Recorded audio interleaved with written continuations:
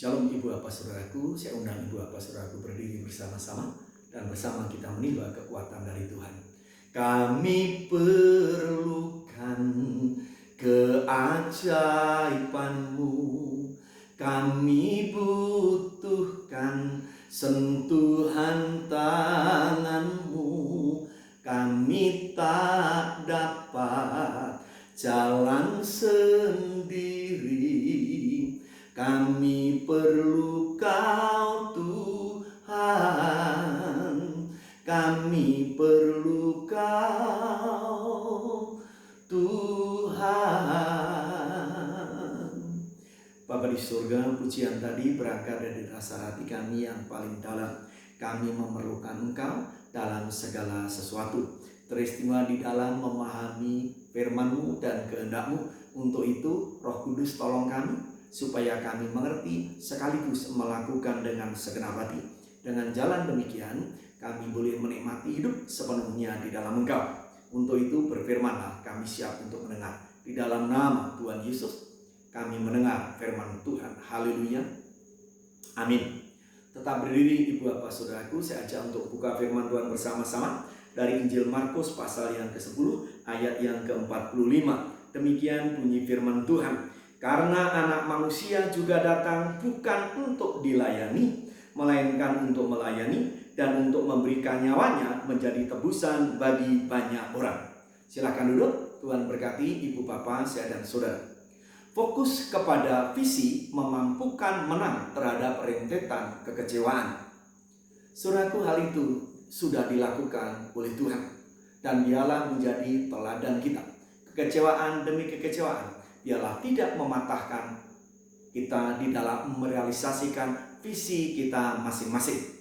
Sahabat terkasih, setidaknya rentetan kekecewaan yang dialami oleh Tuhan Yesus menjelang Paskah ini adalah ketika 3 kali Ia menyampaikan bahwa Ia akan menderita.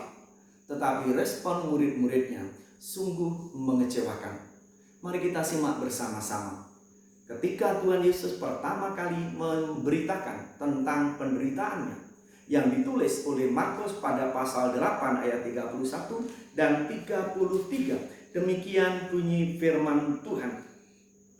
Kemudian mulailah Yesus mengajarkan kepada mereka bahwa anak manusia harus menanggung banyak penderitaan dan ditolak oleh tua-tua, imam-imam kepala dan ahli-ahli Taurat, lalu dibunuh dan bangkit sesudah 3 hari.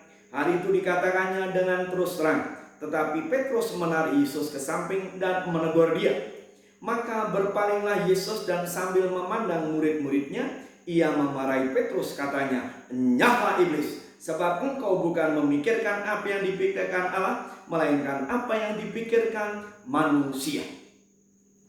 Ibu Bapak Saudaraku yang kasih di dalam Tuhan, ekspresi Tuhan Yesus terhadap respon Petrus yang mengecewakan itu adalah menegur dia di hadapan murid-murid dengan mengatakan, "Enyahlah engkau iblis, engkau hanya memikirkan apa yang dipikirkan manusia, tetapi tidak pernah memikirkan apa yang dipikirkan oleh Allah."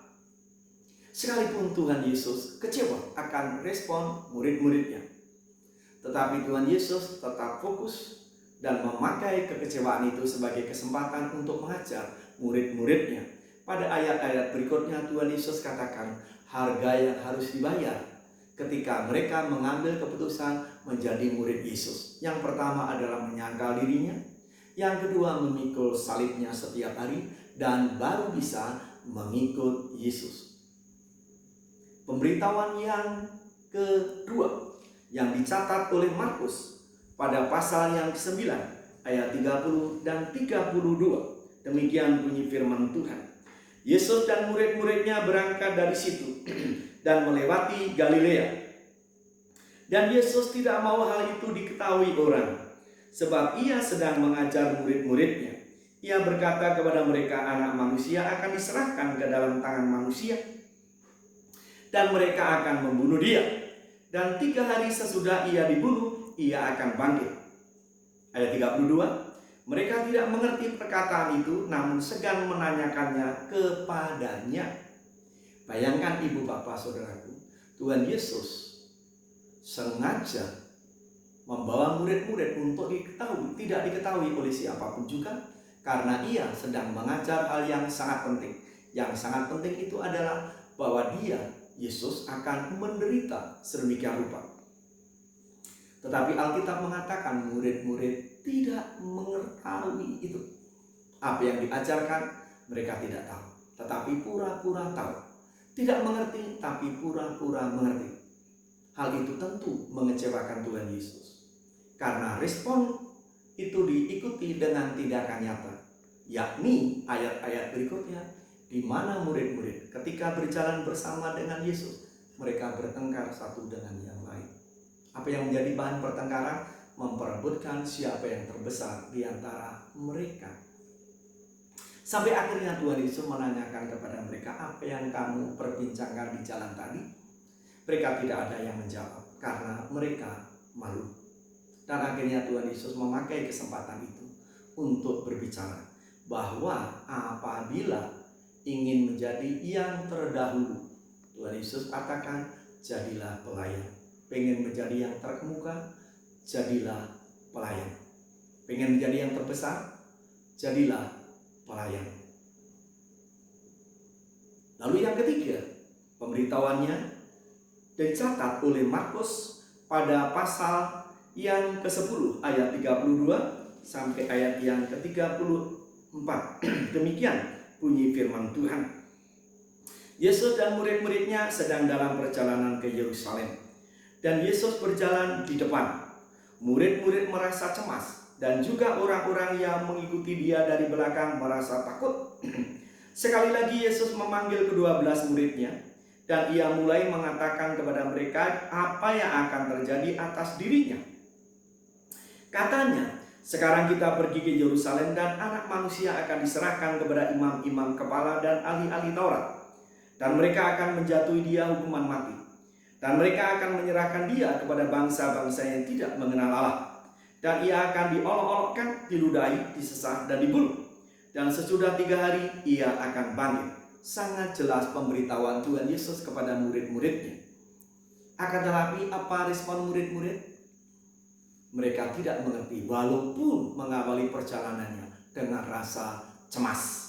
Yang mengikuti Tuhan Yesus ke Yerusalem pada waktu itu juga pada takut. Dan di dalam kondisi seperti itu, Tuhan Yesus beritakan tentang penderitaannya yang ketiga kalinya. Tapi murid-murid tidak mengerti. Dan itu ditunjukkan dengan responnya, di mana Yakobus dan Yohanes malah datang kepada Yesus, minta diberi kesempatan untuk duduk di sebelah kanan dan di sebelah kiri pada hari kemuliaan nanti. Dan itu menimbulkan kemarahan murid-murid yang lain. Mengapa? Karena mereka juga menginginkan hal yang sama. Dan itu tentu mengecewakan Tuhan Yesus. Tetapi dalam kondisi seperti itu, Tuhan Yesus tidak patah semangat. Tetapi Tuhan Yesus justru memakai kesempatan itu untuk mengajar murid-muridnya untuk apa yang pernah diajarkan, yakni parabel. Pengen menjadi yang terbesar, jadilah yang terkecil. Intinya adalah fokus kepada visi, mampu mengalahkan rentetan kekecewaan itu. Untuk itu ibu bapak saudaraku, apabila hari ini ketika ibu bapak saudaraku berdiri di altar Tuhan, ibu bapak saudaraku merasa kecewa. Mungkin kecewa kepada Tuhan karena Tuhan mengizinkan adanya wabah sehingga kita tidak bisa ibadah tatap muka. Mungkin ibu bapak saudaraku para pelayan juga kecewa karena sudah mempersiapkan sesuatu untuk Paskah. Entah itu paduan suara, entah itu drama yang ibu bapak saudaraku akan persembahkan kepada Allah sebagai persembahan yang terbaik. Karena ibu bapak saudaraku sudah merasakan Tuhan Yesus beri yang terbaik. Tetapi ibu bapak saudaraku kondisi tidak memungkinkan kita ibadah tatap muka. Sehingga rencana ibu bapak saudaraku untuk mempersembahkan yang terbaik bagi Tuhan gagal. Dan itu membuat saudaraku kecewa. Dan mungkin ibu bapak saudaraku kecewa satu dengan yang lain. Semua katakan ibu bapak saudaraku kecewa itu yakni perasaan sedih karena yang kita harapkan tidak seperti yang terjadi. Atau tepatnya yang terjadi tidak seperti yang kita ingini. Tuhan Yesus pun demikian juga. Tetapi Tuhan Yesus teladan kita. Di tengah-tengah kekecewaannya, Tuhan Yesus tetap jalan menyelesaikan visinya yakni Anak Manusia datang untuk melayani, bukan untuk dilayani, dan memberikan nyawanya sebagai tebusan bagi banyak orang. Untuk itu ibu bapak saudaraku, apabila ibu bapak saudaraku kecewa, jangan terlena dalam kekecewaan. Kalau terus hidup dalam kekecewaan, akhirnya akan mengalami kepahitan. Dan apabila kepahitan terjadi, ibu bapak saudaraku, percayalah, saudaraku tidak bisa menikmati berkat Tuhan dan membuat Tuhan sedih. Oleh sebab itu hari ini bangkit dari kekecewaan. Kembali kita konsentrasi kepada panggilan kita, yakni mencari kehendak Tuhan dan melakukan dengan segenap hati. Tuhan memberkati kita semua. Mari kita berdiri, kita menyembah Tuhan bersama-sama. Bangkit dan jadilah terang, bangkit dan jadilah terang, sebab kemuliaan Tuhan terbit atasmu. Bangkit dan jadilah terang, bangkit dan jadilah terang, bangkit dan jadilah terang kemuliaannya. Bangkit dan jadilah terang kemuliaannya. Kita berdoa. Bapa, kami bersyukur karena memiliki teladan Tuhan Yesus yang dipenuhi dengan rentetan kekecewaan terhadap murid-muridnya. Karena 3 kali Tuhan Yesus menyampaikan tentang penderitaannya, tetapi murid-muridnya merespon salah.